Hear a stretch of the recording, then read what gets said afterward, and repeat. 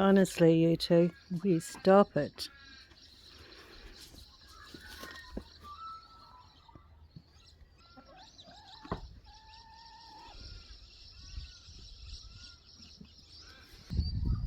I wanted to talk this morning about Brumbies and going on the sales merry-go-round.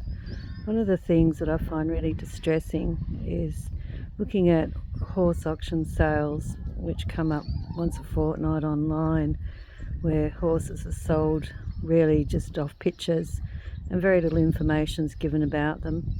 When I got Billy, I suppose I was a bit of a sucker. I did buy him sight unseen online. He certainly didn't look like he does today. He was just a youngster. A lot of false advertising's done on there. A lot of Brumbies end up on there as project horses that never came off. There's a lot of work when it comes to raising Brumbies, building trust, establishing bonds with them, and it's not for everybody. A lot of people like to buy cheap horses.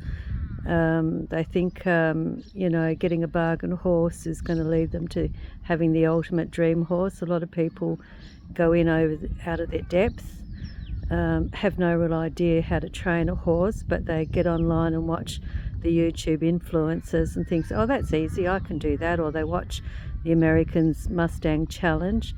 They don't realise just how much work goes into turning a Brumby into a horse for everybody.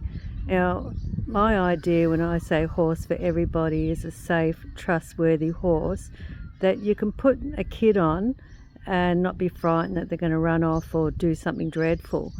So for me, all horses should be safe horses, whether it's just for the owner or for a family. So when I got Billy, he, as I've said before, he was in a dreadful state, and he was tiny, very abused. So he had aggression problems towards men. He was frightened, and honestly, when I look back in hindsight and I realise that I really took on a lot, because number one, when he came to me, he was damn near dead from starvation. My horse transport guy didn't even think he was going to make it in a 2-hour drive. He was that sick and starved and neglected and abused. And so Shannon actually took him home to his racing stables and nursed him for 2 days, and then brought him over to me, and I started the slow process of getting him used to having food back in his stomach, making sure he didn't bloat, making sure he didn't die or have rebound syndrome. There was a lot of work involved. And this stable that you see that he's in used to have, where you see that light in the background, there was, which is another doorway, I used to have a piece of tin there. And when Bill first came, he used to hide in the corner with his head down, too scared to look out in case somebody was after him. And he was bullied unmercifully. He was put in a paddock with domestic horses, and Bill came from a herd situation. He was too young to leave his herd. He didn't understand domestic horse life. He got bullied unmercifully, I should say. And he had a really terrible time, and so I say to people, if you're considering a Brumby, know your level of experience, know whether you want it for a long term, because they're not just animals that can easy come, easy go. They're not a horse for everybody. But those who do decide to get a Brumby and really take them on and go the distance end up with the best horses. Bill was incredibly smart, and I'm not just saying that because he's my horse, but Brumbies have got excellent temperaments. On the downside, they do things that not everybody loves. Like, I suppose in the early days, probably my biggest bugbear with Bill was that he was an escape artist.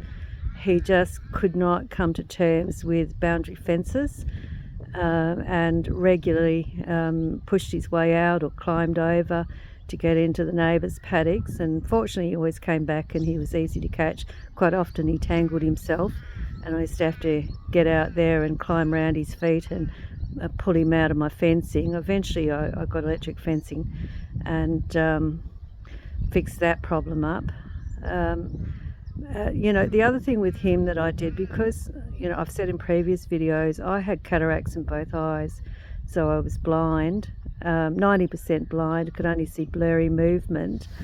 And the thing about Bill was that he seemed to understand that I had an impediment, so he was very gentle with me, but he did like a game. So we'd play lots of funny games, and he'd follow me around like a puppy dog actually, and we'd play games like green light, red light.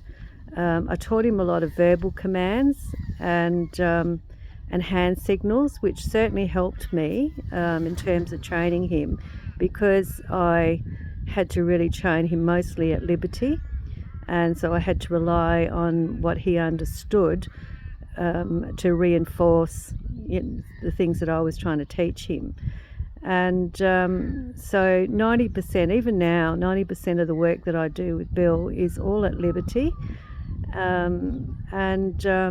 He's got quite an understanding.